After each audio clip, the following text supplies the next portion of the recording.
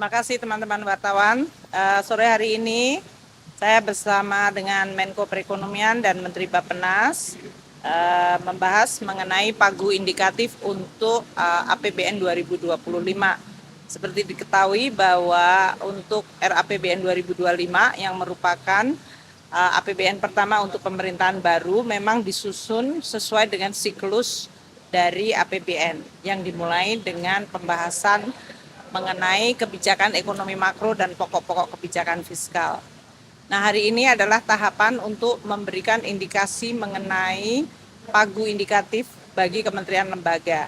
Tadi telah dilaporkan bahwa untuk tahun 2025 kita memulai dengan tantangan yang kemungkinan dihadapi baik dari sisi global, baik itu dari sisi ekonomi seperti terjadinya kenaikan suku bunga, inflasi, dan juga dari arus modal yang terpengaruh, tensi dari geopolitik, juga adanya tren seperti digitalisasi, climate change, dan demografi yang semakin aging.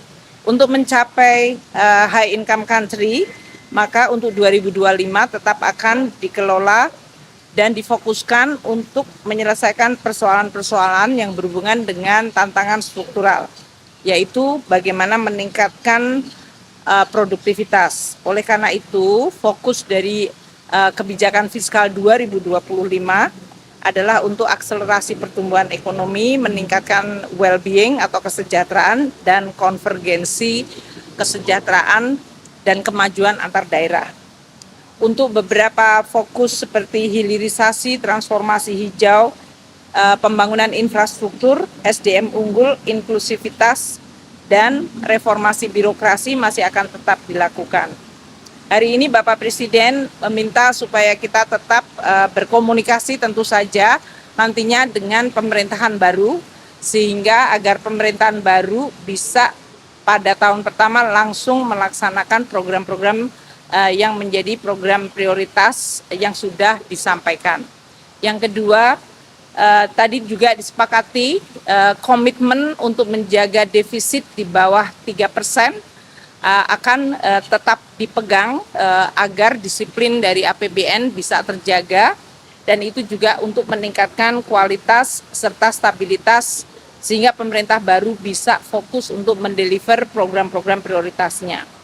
Kemudian untuk berbagai program-program terutama di bidang sumber daya manusia seperti pendidikan, kesehatan, dan perlindungan sosial, diyakinkan bahwa itu sudah mewadai berbagai program-program yang menjadi prioritas dari pemerintah yang akan datang.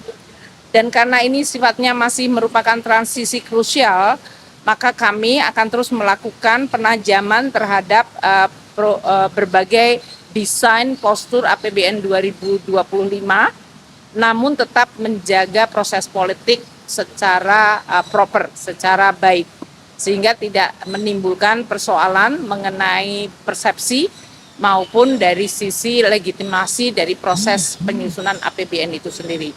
Jadi itu yang bisa saya sampaikan teman-teman wartawan. Jadi APBN 2025 tetap akan kita susun.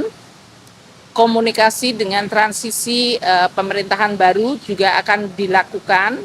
Posturnya tetap melihat kepada program-program prioritas yang memang akan dilaksanakan oleh pemerintahan baru ini, dan postur akan tetap menjaga yang disebut disiplin dan kebijakan fiskal yang hati-hati, termasuk defisit yang di bawah 3%. Okay. Ini ada komunikasi tertentu nggak sama tim pemerintahan berikutnya? Beberapa hari lalu kan ada pemberitaan soal sentimen asing ya Bu ya, yang melihat kayaknya di pemerintahan selanjutnya itu ada sekitar big spending gitu nanti. Nah, ada beberapa sentimen termasuk pelemahan rupiah. Nah, itu akan dikomunikasikan juga Pak? Kita komunikasikan, pasti kita komunikasikan, karena bagaimanapun juga kan pemerintahan baru dari sisi proses politik dan juga dari sisi transisi memang masih akan menunggu sampai dengan Oktober. Namun tentu, dan di satu sisi kita juga lihat nanti keputusan dari Mahkamah Konstitusi. Dengan demikian melihat kepada proses politik, namun persiapan APBN tetap dilakukan. Dan dalam konteks ini kami di Kementerian Keuangan berkomunikasi dan terus melihat serta dalam hal ini melihat serta memberikan beberapa alternatif mengenai postur APBN 2025 yang bisa tetap mewadahi program-program prioritas namun tidak melanggar fiscal prudent.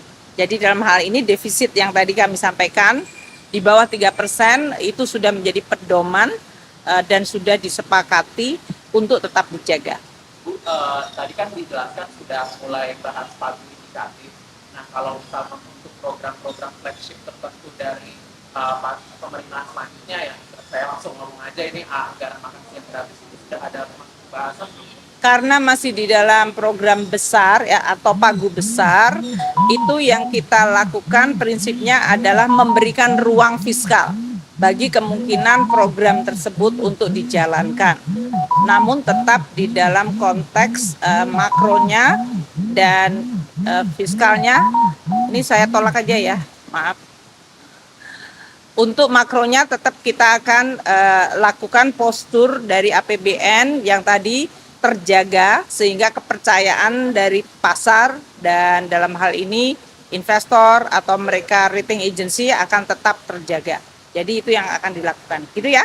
Makasih semuanya.